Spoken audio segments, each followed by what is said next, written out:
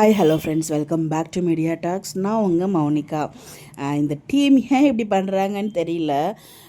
வீக்காக சீன்ஸை ரொம்ப ரொம்ப எவ்வளோ தூரம் கம்மியாக வைக்க முடியுமோ அவ்வளோ தூரம் கம்மியாக வைக்கிறாங்க. பட் நமக்கு பிடிச்ச மாதிரி தான் நடுவில் சீன்ஸ் க்ரியேட் பண்ணாங்க, நான் இல்லைன்னு சொல்லவே இல்லை. பட் வைக்க வேண்டிய சீன்ஸில் வைக்கவே மாட்டுறாங்க. ஏன் வைக்க மாட்டுறாங்க? டக்குன்னு போயிட்டுருக்காங்க.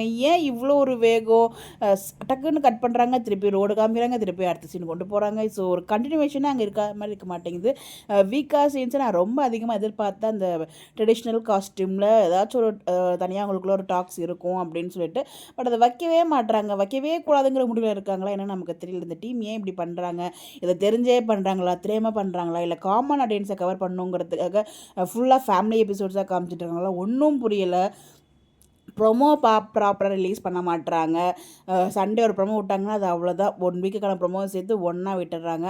மற்ற சீரியல்ஸ்க்குலாம் வந்து பார்த்திங்கன்னா எவ்ரி 2 டேஸ்க்கு ஐராத்துறையெல்லாம் பாருங்கள் 2 டேஸ்க்கு ஒரு ப்ரொமோ வருது.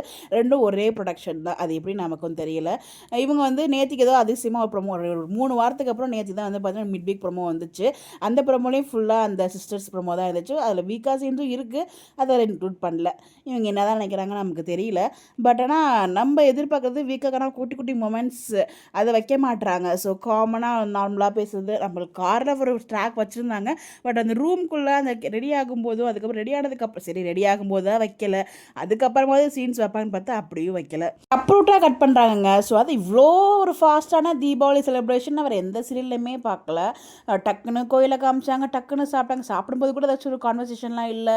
அதுக்கப்புறம் டேரெக்டாக வீடு கான்வர்சேஷனுக்கு போயிட்டாங்க. ஸோ ஏன் இவ்வளோ அவசரம்? மேபி அந்த வீட்டு லொக்கேஷனில் நிறைய சீரியல் ஷூட்டிங் போகிறதுனால அந்த ஷூட் அவைலபிள் இல்லைங்கிறதால அதுக்குன்னு இவ்வளோ வேகமாக ஃப்ளைட்டை விட அவ்வளோ வேகமாக போயிட்டுருக்காங்களே ட்ராக்கில் அப்படிங்கிற மாதிரி தான் நான் ஃபீல் பண்ணாங்க பர்சனலாக.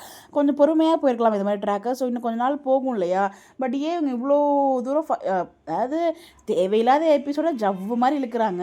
நம்ம வேணும்னு எதிர்பார்க்குற எபிசோட அப்படியே ஏரோப்ளைன் ஃப்ளைட்லாம் விட செம்ம ஃபாஸ்ட்டுக்கு வந்து என் பண்ணுறாங்க. இதெல்லாம் எங்கே போய் முடியும்னு எனக்கு ஒன்றும் புரிய மாட்டேங்குது. ஏன் இவ்வளோ தூரம், ஏன் இவ்வளோ ஃபாஸ்ட் மூவ் அப்படிங்கிறது எனக்கு ஒரு கேள்வி இருந்துக்கிட்டே தான் இருக்குது. பட் எதுக்காக தான் இப்படி பண்ணுறாங்கன்னு தெரியல.